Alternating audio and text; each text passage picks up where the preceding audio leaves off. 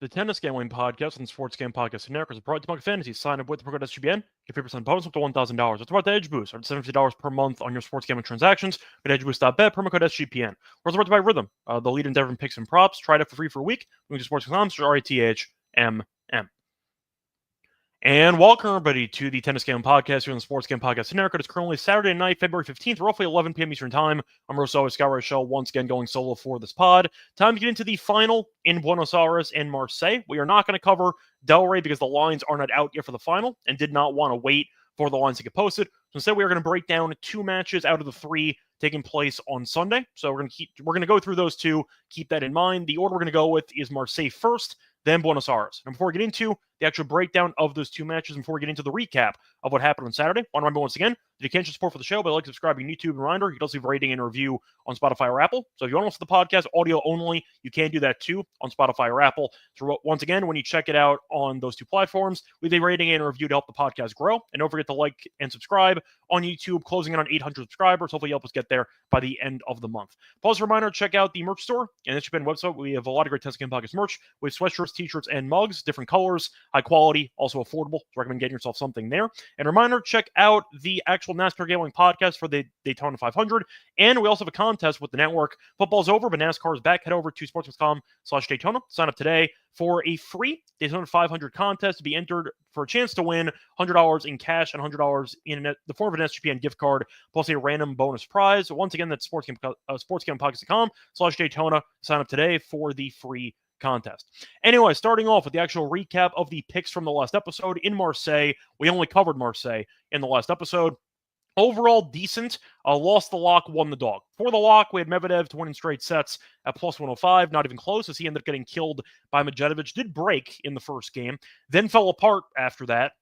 Medvedev just does not have the serve that is good enough anymore, as far as I'm concerned. Second serve is getting obliterated, and I feel like Medvedev, who was initially impatient over the course of the first couple games, eventually settled in, and Medvedev was just really having temper tantrum after temper tantrum. But Medvedev, the calm demeanor is gone. The serve is just not as big of a weapon as it needs to be anymore, and I don't take him seriously as a Grand Slam contender anymore. So the point is Medvedev has really kind of hit a wall, and he's not won a title in over a year, so he's going to have to work on something. But right now, I'm probably going to stay away from him for the actual lock and dog picks moving forward. Not worth my time. I feel like he is just not putting the proper head on his shoulder, so to speak. And because of that, I can't back him at this point. So picked up a loss there. Live and learn is what it is. We faded Medvedev off the massive 3-hour marathon he had against Altmaier. Didn't matter, as he eventually did win in straight sets easily. For the dog, though, nice win, as we had Humbert to win in straight sets at plus 115, as he ended up beating Berg 6-4, 6-4. Basically what I expected for the match. Thought it would be 6-4, 6-3, something like that. Humbert never got broken. He eventually found an opening in the return games that ended up getting him the break. But either way, Berg's played fine. Felt like Humbert, though, was always one step ahead. It felt like his service games were, I'd say, a bit easier than Berg's, and it felt like Humbert won all of the clutch points when needed them. But Humbert, defending champion, is back in the final again, so we'll see if he can win it for the second straight year. But overall, for us, a nice win there. Berg's is fine. Humbert's better. It is what it is. It's a nice win there in straight sets of plus 115. For the updates, though, on the actual outrights that we had for the three events, for Buenos Aires, we have nothing left. We ended up having a couple of guys who lost already. As we had Zverev, we had Musetti, and we also had Baez. All three of them lost. For Delray, though, we did lose on Fritz and Giron, but we have Kikmanovic at 12-1, who made the final as he's taking on Fekina in the match tomorrow. So once again, we do have a 12-1 shot available to hopefully win the title in the match on Sunday. And we also have Humbert at 6-1. So we can still win 2 out of the 3 outrights for the actual tournaments. And hopefully Humbert and once again Kikmanovic end up winning. You can hedge if you want to. I believe they're both favorites in the final. The point is we can still win a pretty solid amount of money despite basically getting reverse swept on the Buenos Aires tournament, because if Humbert and if Kikmanovic wins, those are 2 very nice payouts at 6-1 and 12-1. Anyway, point is to get back into the recap of what happened in Buenos Aires on Saturday. So De Gea lose to Fonseca in 3 competitive match. Thought that De Gea was going to make it close. I actually like the over in the match. I didn't talk about it though on the show. De Gea though was in great form, and Fonseca was too, but he had a marathon win against Navone. So you're concerned about fatigue potentially playing a factor. and it was not. Fonseca probably should have won more easily, as he was up a set, and he was serving for the match, actually. I think he had a match point. I'm trying to remember if he did or not. I believe he had a match point in the second set, and he punted it. Then he got broken, serving for the match, and then ended up getting broken again to lose the set 7-5. Then he ended up facing 15-40 in the first service game. So it looked like he was potentially falling off a cliff, as he lost the last 4 games of the second set, and then ended up going down 15-40 on his serve in the first game of the third set. But he ended up holding in there. He hung in there, and then getting the job done as he eventually fought it off. Then got the break, broke again, and then eventually did win 6-1 in the final set. Good for Fonseca, making his first ever ATP final. We saw him win the Next Gen final earlier this year. He will be a future top 10 player, probably a future top 5 player. He's really, really good, and he looked like it again over the last set against Desir. Fun matchup, though. Felt like Desir ran out of gas, but it was definitely entertaining. Both guys were on point, and Fonseca eventually outlasted Desir over the course of that marathon match. The other one was very straightforward, as Cerundolo beat Martinez. Off the win against Zverev, kind of thought Martinez was going to get blown out. He did, as he lost 6-2, 6-4. Cerundolo's been in great form. We saw him only drop 1 set in the entire event, and that was against the defending French Open runner-up, as he ended up beating Zverev in 3. But he's been great, though. Crowd's been behind him the entire way, as the Argentinian has been in great form the entire event. Ended up beating the likes of Darderi, beat Cerundolo, his brother, the bad one, ended up beating Zverev in 3, and beat Martinez. He's looked great. Not a shock, though. He won in straight sets. Martinez had a pretty easy path to the semis, and Cerundolo buried him, to no surprise, basically, of anybody. I think everyone most likely thought that Cerundolo was going to win comfortably, and he did, as he got the job done there. For the actual comment section, see Manzi mentioning that Medvedev's back on the no-bet list. It's really crazy how a guy that can be, once again, a Grand Slam champion who made the Grand Slam finals multiple times of different events, and he has just fallen off a cliff. It's kind of crazy how he's completely unraveled, and he has to kind of regroup and start from scratch. But mentally, he's definitely not as, I'd say, patient or as calm as he used to be, and the serve needs some serious tweaking. His second serve is a mess at this point, and he gets torched on indoor hard courts now, so we'll see what happens there with the second serve. But either way, once again, that was Marseille. For Buenos Aires, though, Cerundolo's had an easy path. Fonseca's had a couple of wars back-to-back-to-back, but either way, that should make for a fun final on Sunday. For Marseille, mentioned a second ago, Medvedev lost in straight sets in embarrassing fashion. He fell apart mentally, chucked the racket at the end of the first set. Couple of very competitive games to start the match, and Medvedev had a couple of break-point chances in a marathon game, one of the first 4 games of the match. Eventually did not get the break, then ended up getting broken, and he unraveled from there. So nothing else really add. Good job by Medvedev, who made his, I don't remember if that was his first ever ATP final last year against Chapo at the end of last season. I think it was. I know he won the Next Gen finals as well, I think a year or 2 ago. So you actually have a couple of Next Gen finals winners taking, I'd say, fighting for an actual title in different, of course, countries, but still in the first ever ATP title, hopefully on Sunday. But either way, point is Medvedev has been here before in a final. He hasn't won. He lost to Chapo. We'll see if he does better the second time around. But as for Humbert, he looked good. Defending champion, had a pretty good matchup for him, as he won 6-4, 6-4. Both matchups, though, in the semis in Marseille were pretty boring. The, once again, favorite did win the early match 6-4, 6-4, and Medvedev completely just fell apart. So you had 2 straight set wins, no breakers, no 7-5s, pretty straightforward. But either way, that's going to wrap it up for the matches that we ended up seeing on Saturday. I'll get into briefly my thoughts on Del Rey. I don't have a line in the actual final, but for the matchups we ended up seeing, Kekmanovic beat Mikkelsen in straight sets, and Fekina beat Arnaldi in straight sets. Good for Fekina. I'm actually rooting for him in a way. I know we have Kekmanovic to win the event, so of course I'm rooting for a bet to win first. But I've been talking about Fekina for a long time on the show as being, in my opinion, the most talented ATP player to never win a title, at least on the tour right now. And he has a chance to win a title. So it would be pretty cool if he did so. He had a nice win against Fritz, almost choked that away in the second set, but still, Fekina's been a very talented player for a long time. He just always breaks down mentally, and he's got a shot to win a title and a very winnable match against Kekmanovic. So we'll see what happens, but Fekina, good for him. If he ends up getting it done, I'll be happy for him. But of course, we have 12-1 on Kekmanovic, so hopefully we end up seeing Fekina lose, and we'll see that drought continue. But good for him, and we'll see if he can maybe get the job done either in this event or in a future event this year to win his first ever ATP title. Anyway, time to move on into the preview of the finals here on Sunday in Buenos Aires and Marseille. Forward to that, though, I'm once again that we are brought to you by our first sponsor, Edge Boost, because we partnered up with Edge Boost, the premier Visa debit card for bettors. An Edge Boost card allows you the opportunity to avoid the hassle of having your card denied at the sportsbook, DFS site, sweepstakes site, racetrack, or casino. They also have cashback rewards, $750 per month in cashback rewards by using the Edge Boost card. Money's also safe as the card is FDIC insured. And the best part, no credit checks, and it's completely free. So once you can sign up today, use the code SGPN to get better, once again, cashback rewards and instant tier 2 status. EdgeBoost.bet, promo code SGPN. EdgeBoost.bet, promo code SGPN.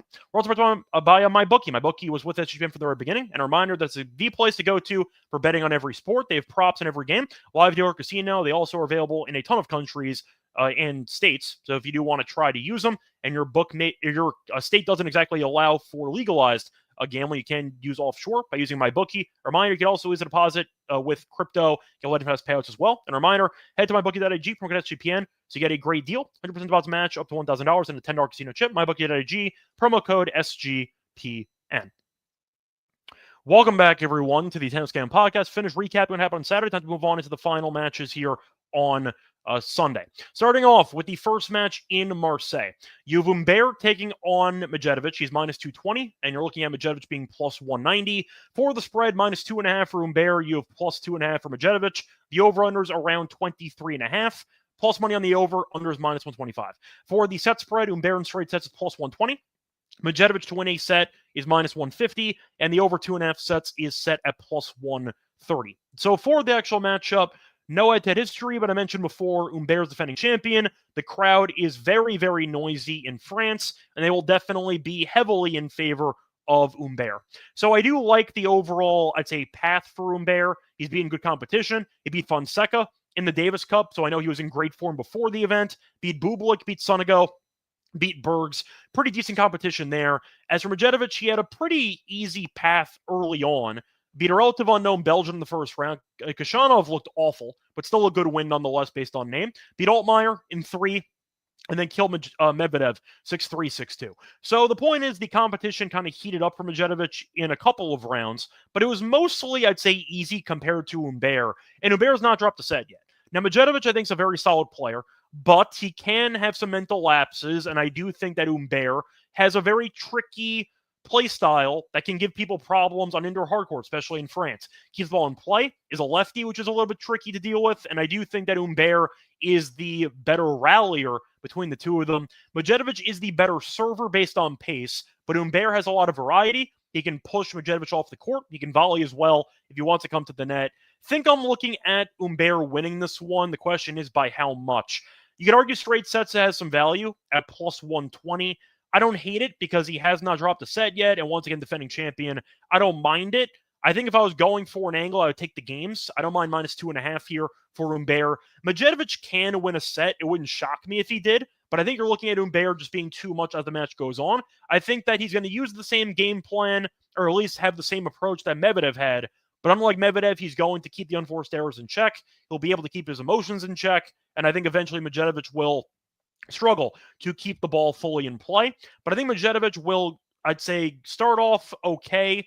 Maybe nerves play a factor, trying to win his first ever ATP title. We'll see what happens. But if Humbert does win the first set, I think he wins the match. I don't see Medjedovic coming back winning the final 2 in France against Humbert. For this one, I'll go with Humbert to win, and I think I'll go with the games here at minus 2.5 as my favorite play, or at least I'll save my favorite play for the end. But I do like Humbert to win, and trying to find value, I don't mind the games minus 2.5 for that one. Props to Medjedovic, though, who I like as a player, but I do think Humbert is playing too good right now on this court, and that's going to be enough for me. Give me the top 15 ranked player to get the job done, winning the second straight title in this event. But a reminder, we also already have Humbert to win the event at 6-1. So if you backed my outrights, you're already in good shape. You can hedge if you want to, but we have 6-1 on Humbert already. Moving on to the next match in Buenos Aires, you have the matchup, which I think is the matchup of the day. You have Cerundolo against Fonseca. You can argue that based on how close the match should be, maybe the Kekmanovic and Fokina match will be closer, but this match is, as far as I'm concerned, must-watch television because both guys have been very entertaining throughout their entire careers, but especially in this event. So for the actual money line, Cerundolo is favored minus 140. Fonseca's plus 120. For the actual total, you have around 22.5 games or 23.5, depending on where you shop your lines. So for the actual path here, Cerundolo, we know, is the home crowd guy. Fonseca's had a lot of crowd support, though, so that is a factor. But Cerundolo will have more crowd support because he is the Argentinian. Now, I do want to point out that Fonseca's already dealt with the crowd on 3 separate occasions. Beat Etcheverry, beat Coria, and beat Navone. So he has already beaten 3 potentially hostile crowds, so we'll see how he does in the 4th attempt. But he was able to beat Etcheverry in straight sets, then had 3 separate marathons, beat Coria in 3, beat Navone in a serious marathon, and beat De Geer 6-1 in the 3rd set. So a couple of marathons back to back to back. You do wonder if fatigue will play an issue for Fonseca, at least compared to Cerundolo, who besides the 3-setter against Zverev, who's a top 3 player in the world based on ranking, has really coasted. Beat Darderi in straight sets, beat Cerundolo in straight sets, and beat Martinez in straight sets. So I think that if you're looking at the overall stamina advantage, I think it has to be in favor of Cerundolo because Fonseca has been involved in 3 straight marathon matches on clay, which is not easy on the body. Now, he did not show any ill effects from that because he dominated against De Geer in the final set. But I do think if you end up getting another marathon here, Cerundolo, first of all, is much better than all 3 of the guys that Fonseca faced in the event. But I think you're looking at Cerundolo, who we know on clay can be very, very dangerous. He ended up beating Musetti last year in Umag, won a title there. Very good. Should be a very fun battle, though. 2 of the, in my opinion, best forehands on tour. Fonseca's is definitely up there. Fonseca's going to eventually be a top 2, top 3 forehand in the world when he gets into the top 10 eventually in his career. His forehand's crazy. Cerundolo's is too. Both guys at serving are not amazing, so I can see a decent amount of breakpoint chances for both guys, which can result in a very, I'd say, dramatic match between the 2 of them. Now, for the money line, do I think Cerundolo should be minus 140? I think it's a little bit high. I think he should be favored. I would put him at minus 125, minus 130. I think fatigue could be an issue, not to mention Fonseca is going for his first ever ATP title. Now, he did win the next-gen finals, but like Medjedovic, he's still trying to win his first ever ATP title, and against the home crowd, and against Cerundolo, who's in great form, who beat Zverev in a pretty dominant 3rd set, who's top 3 in the world and made the French Open final last year. I think Cerundolo is going to win. Would it shock me if Fonseca won? Absolutely not. He's a great player who's going to be very good for a very long time. I believe he's only 18 years old. So once again, the sky's the limit for him. But I think for the sake of the matchup on Sunday, I am going to go with the Argentinian. I think that Cerundolo is playing great tennis. He's played less tennis as well, based on the set comparisons and the time comparison, which should hurt Fonseca if the match goes distance. I think it'll be a competitive match. I like the over. I think it goes to 3 sets. But I do think Cerundolo eventually gets the job done with the crowd behind him en route to the title. I believe I mentioned before, Cerundolo has actually lost in the final of this event previously. So he's been here before, did lose to Schwartzman in the final a couple years ago. So point is, I do think he's not going to be, I'd say, overwhelmed with the crowd behind him. He's been here before. Fonseca has not. And that's enough for me. Give me Cerundolo in this one to get the job done in what I think should be a pretty close match. Anyway, that's going to wrap it up for the actual preview of the finals in Buenos Aires and in Marseille. Now it's time for the lock and dog picks. For that, though, remember once again, they were brought to you by Nordic Fantasy because they have a pick'em, once again, contest, and you can make some money looking at the NBA, NHL, college basketball, whatever sport you can cash in on, tennis as well. For the, once again, promo that we have with Underdog, you can use the promo code SGPN to claim a special first-time deposit offer for 1K bonus cash. Great deal. Once again, special pick for free and a first-time deposit offer for 1K in bonus cash on Fantasy promo code SGPN. We're also brought by Rhythm. A reminder, if you want to try out betting models, let Rhythm help you with that because you can do it 3 ways. 1, you can build it from scratch. 2, you can let Rhythm build one for you, or copy one of the models from the leaderboard. They're doing very well. So a couple ways to actually get into models. But a reminder, they also have AI picks that you can tail for the NFL, for college basketball, for the NBA. Rhythm has it all. And a reminder, try it out for free for a week by going to the link, sports.com's Rhythm, sports.com's RITHMM. Welcome back, everyone, to the Tennis Game Podcast. Finished breaking down the finals in Buenos Aires and Marseille. Now it's time for the lock and dog pick. For the lock, I'm going to go to Marseille. Going to look at the matchup with Humbert winning. And for this one, I mentioned before, I don't mind the games, but I think it can go 3 sets. But I think Humbert will start off strong especially with the crowd and the atmosphere potentially getting to Medjedovic early before he settles in. Nerves might play a factor. If Humbert got up a break early, I would not be shocked. But give me Humbert to win the first set and the match at -135. That was on DraftKings. You can wait for FanDuel to drop a line. They usually have better prices, but I saw -135. FanDuel didn't have it, so I ended up moving on to DraftKings. -135 still a good price. Humbert's -240, give or take, to win. So you're saving $1 by taking this prop instead. He's defending champion. He has not dropped a set yet, and Medjedovic has never won ATP title. Nerves can play a factor, but Humbert has looked really, really good in his title defense attempt, and I do think he should start off early. Said before, if Medjedovic loses the first set, I don't see him coming back and winning. So give me Humbert to win the first set and the match at -135 as my lock. For my dog, I am going to go to the Cerundolo and Fonseca match, and I am going to go with the over 2.5 sets at +130. Each of Fonseca's last 3 matches did not in straight sets, so he's had a couple of marathons in a row. Both players, though, play similarly, as you're looking at both guys having a ton of firepower. The serve can be a bit iffy, and the unforced error count can be high as well. 2 very similar play styles, which can result in a lot of momentum swings. Depending on unforced errors, one guy could play some red line tennis, and the other guy ends up coming back. I can see that happening. I see a war between these two guys. I think that Cerundolo does win, but I didn't like the price and anything available on that. So instead, I am going to go with the over in this one. Give me a fun war, the 4th straight 3-setter for Fonseca. Give me the over 2.5 sets at +130 as my dog. So one thing in the plays here for the matches on Sunday, the lock's going to be on Humbert to win the first set and the match at -135. For the dog, I am going to go with Cerundolo and Fonseca over 2.5 sets at +130. That's going to wrap it up for this episode. I'm back once again for Doha and Rio. Going to preview a couple of events coming up over the next week. But until next time, find me on Twitter, Reichel Radio, find me on the NBA show, find me on the MLB show as well. Until next time, good luck to all of you and all of your bets. Bye, everyone.